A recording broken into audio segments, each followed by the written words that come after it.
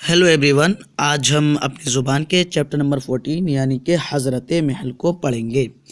तो चलिए इसको हम शुरू करते हैं। उत्तर प्रदेश की राजधानी लखनऊ में गोमती के किनारे एक हरा भरा पार्क है जिसे हज़रत महल पार्क कहा जाता है। अंग्रेज़ों ने इस मकाम हम बोलते हैं जगह को, ठीक है, मकाम को अपनी फतह यानी कि कामयाबी, जीत की यादगार करार देते हुए यानी कि बताते हुए विक्टोरिया पार्क कहा था। वो जिस जगह संगे मरमर के गुम्बद के नीचे ऊद की सल्तनत का तोहरा, सल्तनत हम बोलते हैं यानी कि हुकूमत को, ऊद की एक सल्तनत थी, एक हुकूमत थी, का तोहरा यानी कि हुकूमत का निशान, ठीक है, एक निशान के तौर पर किसी चीज़ पर कोई निशान वगैरह लगाया जाता है, उसको बोलते हैं तोहरा। नसब यानी कि गड़ा हुआ है, तोहरा नसब है यानी कि गड़ा हुआ है। एक ज़माने में इंग्लिस्तान की मलका विक्टोरिया का एक हसीन मुजस्समा, हसीन यानी कि खूबसूरत, मुजस्समा यानी कि बुत का एक हसीन खूबसूरत मुजस्समा लगा हुआ था। चाहिए तो ये था कि विक्टोरिया के मुजस्समे की जगह हिंदुस्तान की उस उलू अल आज़म यानी कि हिम्मत, ऊंची बुलंद हौसला, ठीक है, उस उलुल आज़म यानी कि बुलंद हौसला मलिका का मुजस्समा ही नस्ब किया जाता, मुजस्समा यानी कि बुत नस्ब किया जाता यानी कि गाढ़ा जाता, कि जिसके नामी से ये पार्क मंसूब है, ठीक है। मंसूब हम कहते हैं जिसके नाम पर कोई किसी चीज़ का नाम वगैरह रखा जाता है, उसको बोलते हैं मंसूब है। लेकिन मुसलमानों के मजहबी अकायद का लिहाज करते हुए उस परचम के निशान को ही मुनासिब समझा गया यानी कि बेहतर समझा गया, है ना, कि औरत को ना लगा करके बल्कि जो एक तोहरा नस्ब किया गया था उसी को मुनासिब समझा, उसी को बेहतर समझा गया। जिसके साए में अर्ज़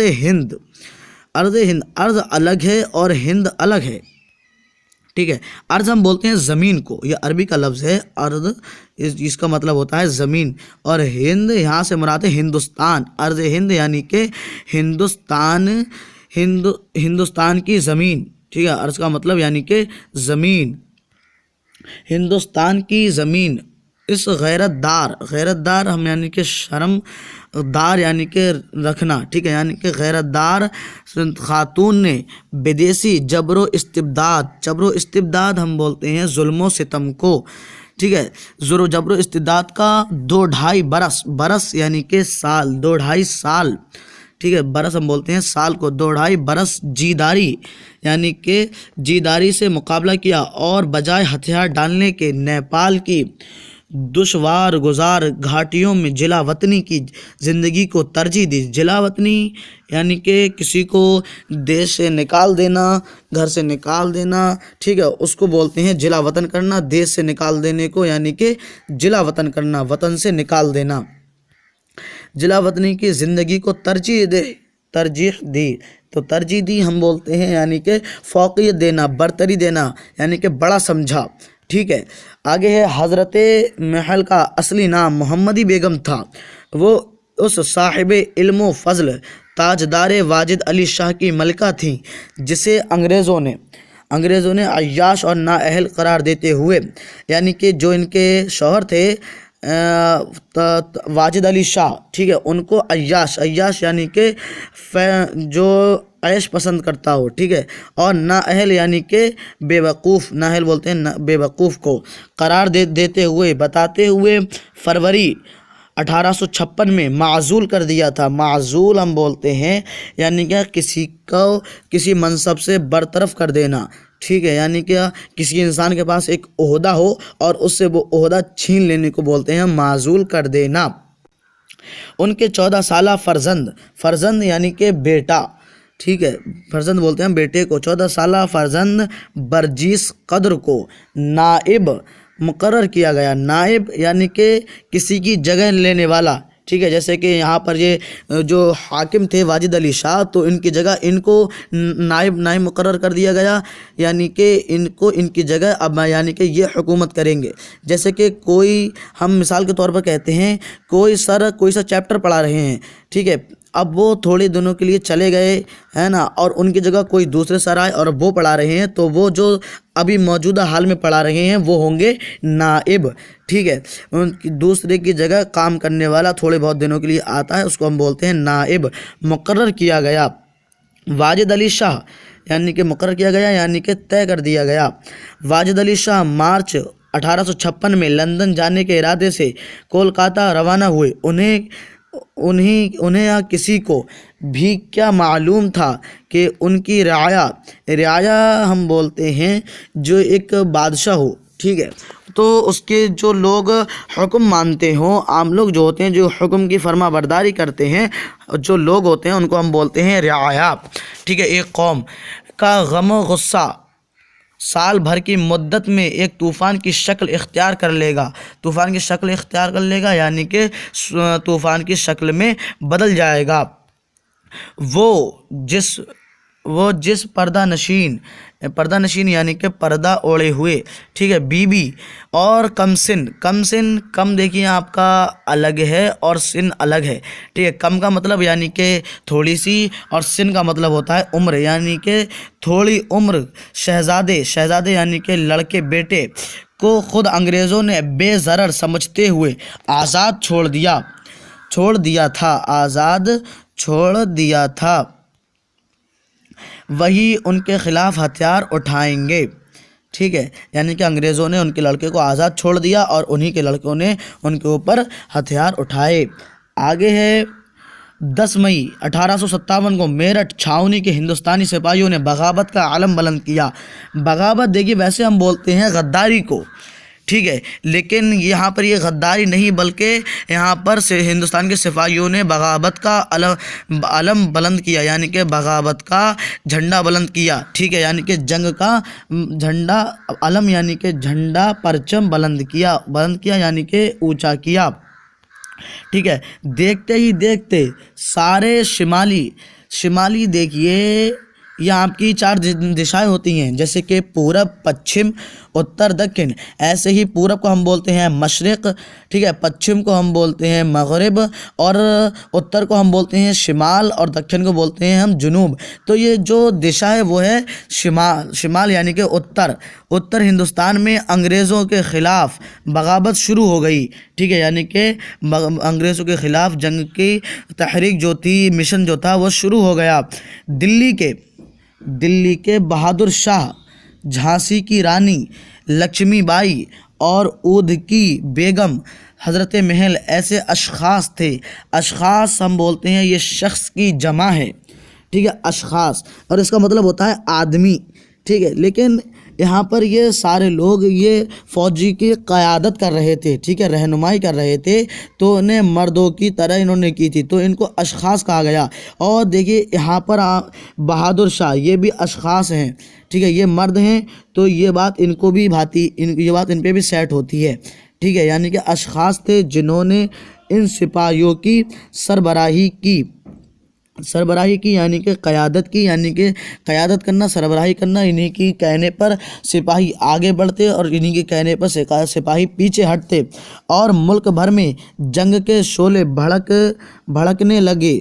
مقصد سب کا ایک تھا، یعنی کہ مشن سب کا ایک تھا کہ انگریز ہندوستان سے نکالے جائیں، اور اسی لیے اس تحریک یعنی کہ مشن کو، ٹھیک ہے، تحریک ہم بولتے ہیں مشن کو، بغاوت یا غدر کہنا صحیح نہیں ہے، بلکہ برطانوی سامراج سے ٹکر لینے کی یہ پہلی کوشش تھی۔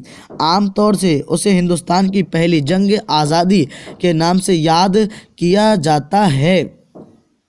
حضرت محل کی ان سپاہیوں سے جب پہلی ملاقات ہوئی تو وہ پردے میں تھیں۔ سپاہیوں کا اصرار تھا یعنی کہ بار بار وہ کہہ رہے تھے حسرت بھری نگاہ سے، اداس منہ سے، کہ حضرت محل اپنے اکلوتے بچے برجیس قدر کی تخت نشینی یعنی کہ تخت پر بیٹھنا، بادشاہ ہونا، رضامند ہو جائیں یعنی کہ مان جائیں، راضی ہو جائیں۔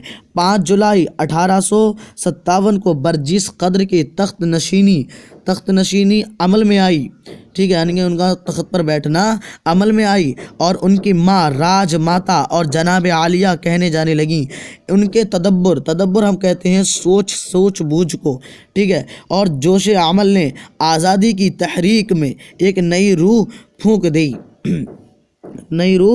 پھونک دی۔ غیر معمولی شجاعت کے اعتراف میں، ٹھیک ہے، غیر معمولی شجاعت کے اعتراف میں پھونک دی، ٹھیک ہے، یہ تھوڑا اگلے ہو گیا تھا۔ 31 جولائی 1857 کو پہلا حملہ 31 جولائی 1857 کو پہلا حملہ مولوی احمد اللہ شاہ کی کمان میں بیلی گارد پر ہوا۔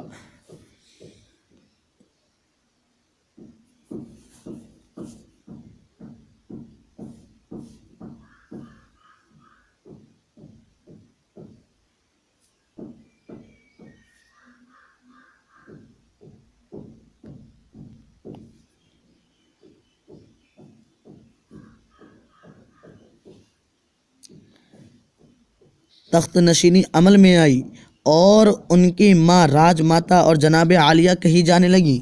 ان کے تدبر ہم بولتے ہیں سوچ بوجھ کو، ٹھیک ہے، اور جوش عمل نے آزادی کی تحریک میں یعنی کہ مشن میں، ٹھیک ہے، ایک نئی روح پھونک دی، ٹھیک ہے۔ اور آگے ہے آپ کا 31 جولائی 1857 کو پہلا حملہ مولوی احمد اللہ شاہ کی کمان میں بیلی گارد پر ہوا۔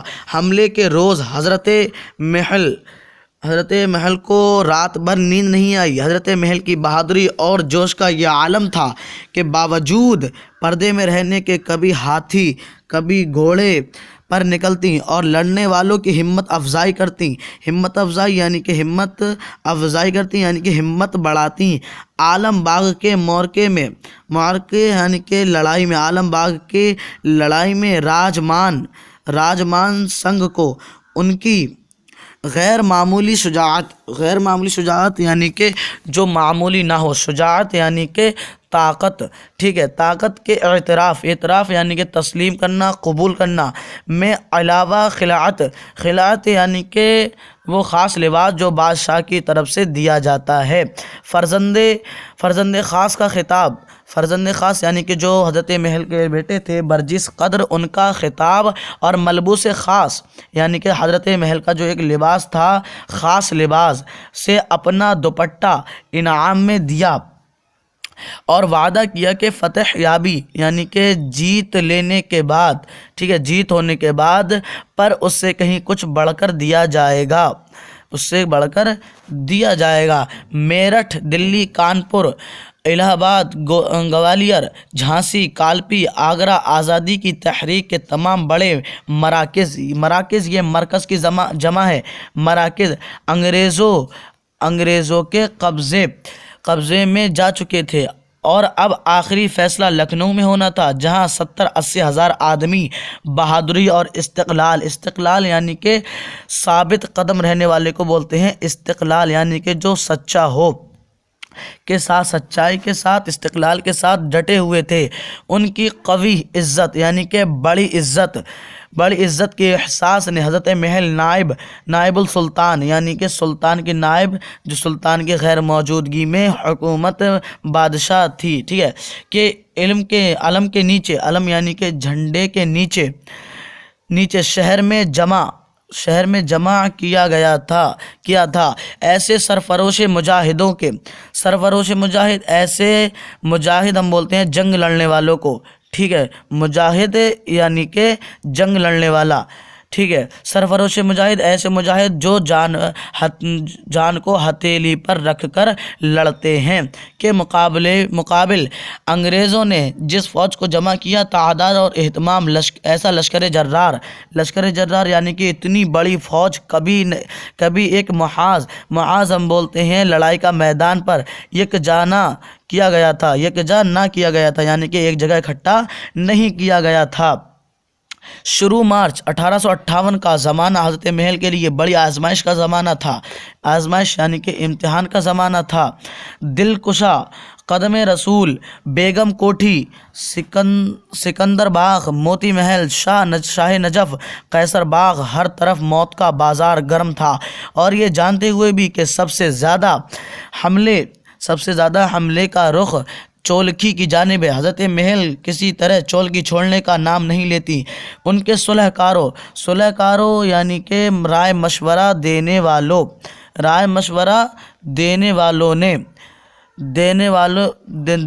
والوں نے ایک روز انہیں سمجھانے کی کوشش بھی کی، لیکن ان کے استقلال میں فرق نہ آیا، یعنی کہ ان کے ثابت قدمی یعنی کہ سچ میں ثابت قدمی میں فرق نہ آیا۔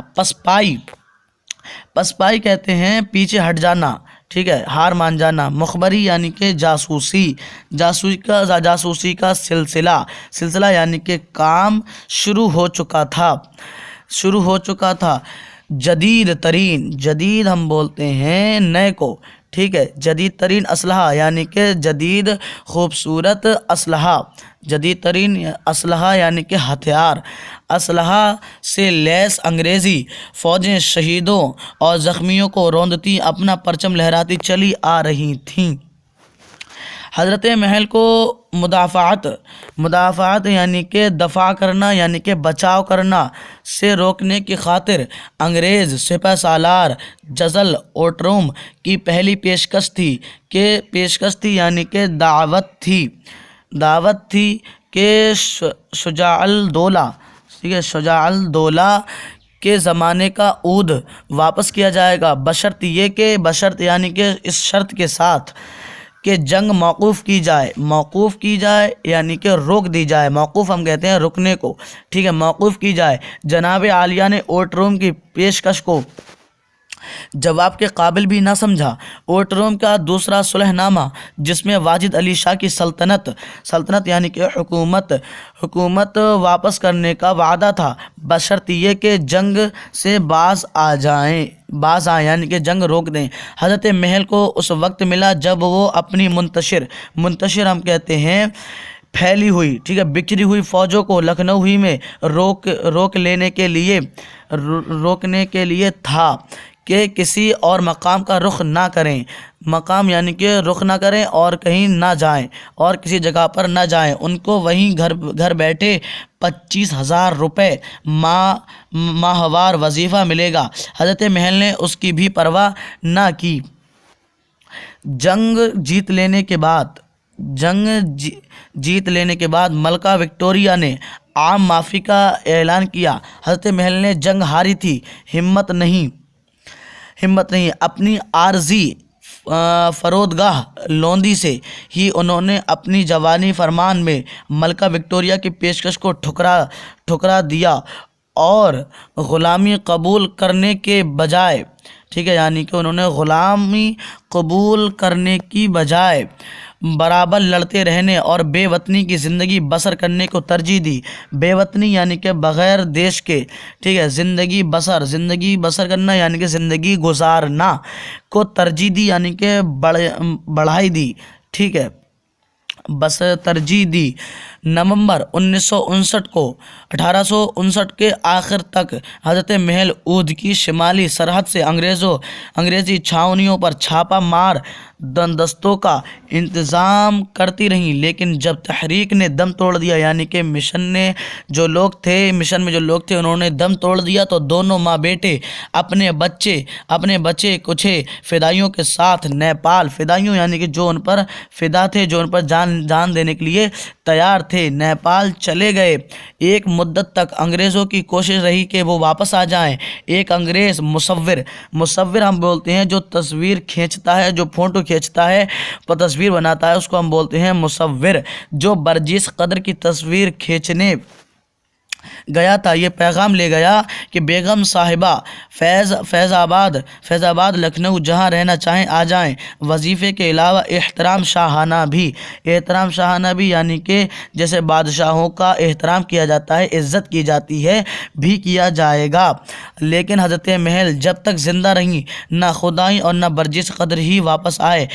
काठमांडू की हिंदुस्तानी मस्जिद ऐसी परदेसी मलका की यादगार है और उसी में उनकी अबदी आरामगाह है। अबदी हम बोलते हैं हमेशा, आरामगाह यानी कि आराम करने की जगह, और जो यहाँ से मुराद है वो है कब्र, यानी कि उनकी हमेशा आराम की जाने वाली जगह है। कौन सी? काठमांडू की हिंदुस्तानी मस्जिद में, ठीक है, उनकी कब्र है। और जो उसके राइटर थे वो थे मिर्ज़ा कौकब कद्र। ठीक है, मिलते हैं नेक्स्ट वीडियो में इससे रिलेटेड जो क्वेश्चन आंसर होंगे उनके साथ। जब तक के लिए बाय, खुदा हाफिज़, मिलते हैं नेक्स्ट वीडियो में।